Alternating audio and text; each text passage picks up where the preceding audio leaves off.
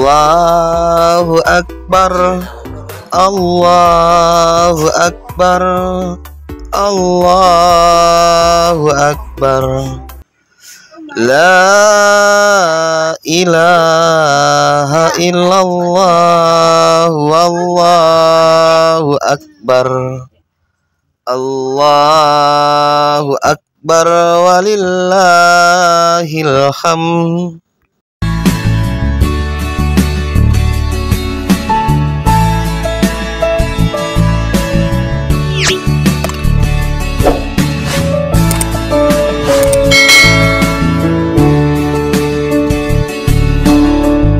Sebelum kita melanjutkan video ini, admin mengucapkan selamat Hari Raya Idul Fitri 1444 Hijriah.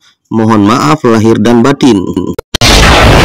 Alhamdulillahirabbil alamin. Biasanya kawan-kawan menjelang lebaran, di perjalanan mudik banyak sekali ilmu-ilmu goib yang bertebaran. Paling tidaknya sejak 20 tahun yang lalu, ilmu-ilmu goib yang dipakai oleh pelaku untuk menipu korbannya telah memangsa siapa saja, dari mulai pendidikan korban paling rendah sampai pendidikan yang paling tinggi sekalipun.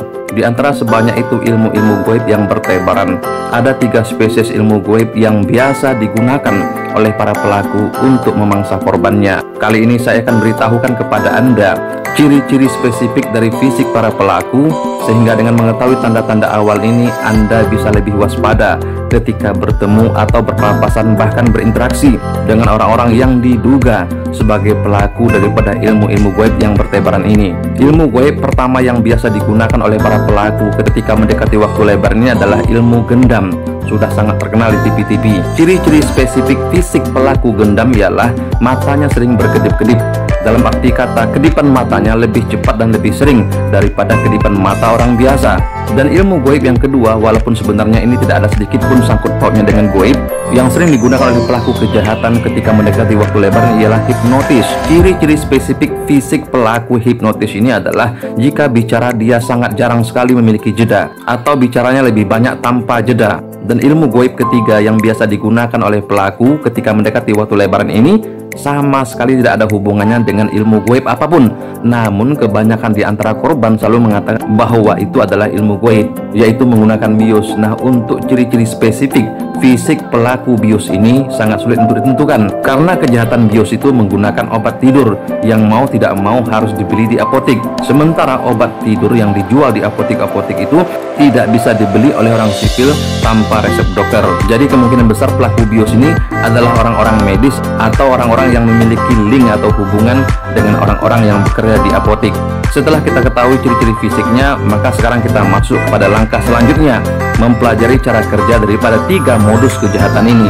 Yang pertama, modus gendam. Gendam murni menggunakan kekuatan jin, bukan kekuatan sugesti, verbal, kata-kata, ataupun kebodohan daripada pelaku. Bahayanya ilmu gendam ini, jika telah dikuasai secara sempurna oleh si pelaku, maka semakin korban tidak percaya, maka korban semakin mudah untuk digendam. Berbeda daripada ilmu hipnotis ataupun ilmu-ilmu akal-akalan lainnya, penyebabnya adalah dari karakteristik jin yang digunakan itu sendiri dalam ilmu gendam. Sebab hampir semua jin akan lebih mudah masuk atau kena ke tubuh seseorang ketika seseorang itu tidak menyadari dan bahkan tidak mempercayai mengenai keberadaan jin tersebut. Dengan tidak mempercayai sama sekali, maka si korban akan lengah, tidak akan membaca berbagai macam doa, sehingga sangat mudah untuk terkena ilmu gendam. Sebenarnya spesifik dari cara kerja jin gendam ini ialah dia akan menggambarkan atau membayangkan dalam pikiran seseorang gambaran-gambaran yang bersambung-sambung, sama seperti sinetron yang bersambung-sambung. Sehingga semakin dibayangkan apa yang digambarkan oleh jin gendam itu, maka si korban akan semakin penasaran, lalu hanyut terbawa pikiran. Setelah batin si korban berada dalam keadaan penasaran, maka paling lama 3 menit saja si korban akan hilang kesadaran. Nah, setelah itu apa saja yang diminta oleh si pelaku, maka pasti akan diserahkan oleh si korban.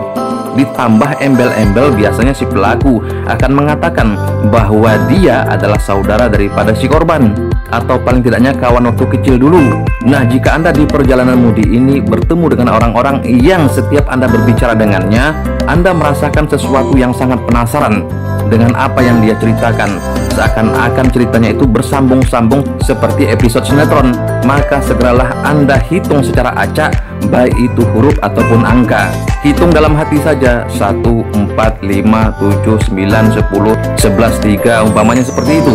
Atau huruf-huruf abjad yang Anda baca secara acak.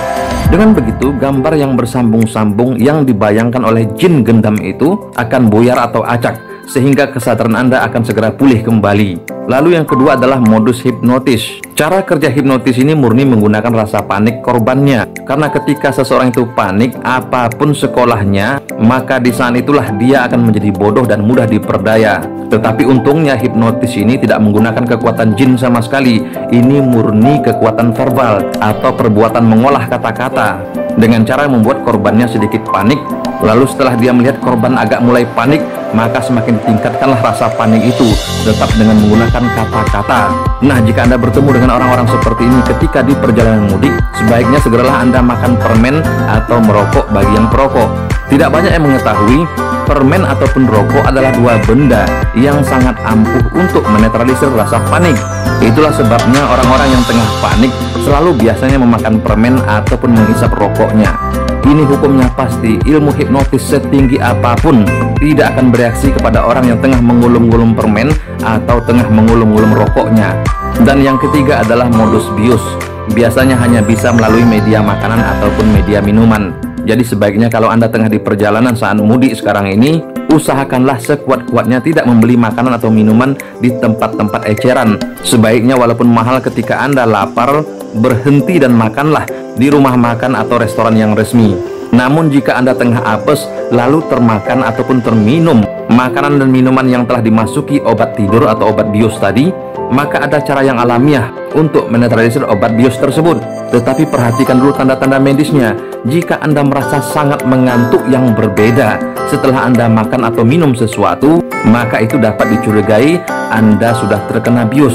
Sebenarnya obat bius atau obat tidur itu cara kerjanya adalah memudarkan kadar asam dalam tubuh.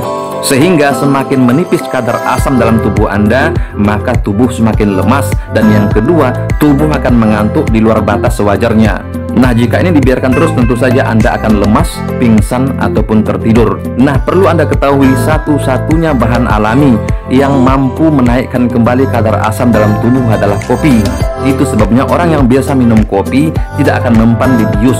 Jadi usahakanlah dalam 4 jam perjalanan Anda meminum kopi 1 gelas. Begitu pula selanjutnya, jika 8 jam perjalanan, maka Anda minumlah 2 gelas kopi. Kopi-kopi yang telah Anda minum selama perjalanan itu akan membuat kadar asam Anda meningkat sehingga tidak akan mempan di bius. Namun jika Anda bukan peminum kopi atau menghancurkan bius, yaitu dengan mencolek keringat yang ada di tengah-tengah jidat kita ini, antara dua alis ini kan sangat asin dan asam sekali ini keringatnya. Lalu Anda colekkan ke mulut atau ke lidah. 1 kali saja ketika Anda merasa mengantuk di luar batas sewajarnya, maka sengantuk dan selemas apapun Anda, kadar asam di tubuh Anda akan segera meningkat.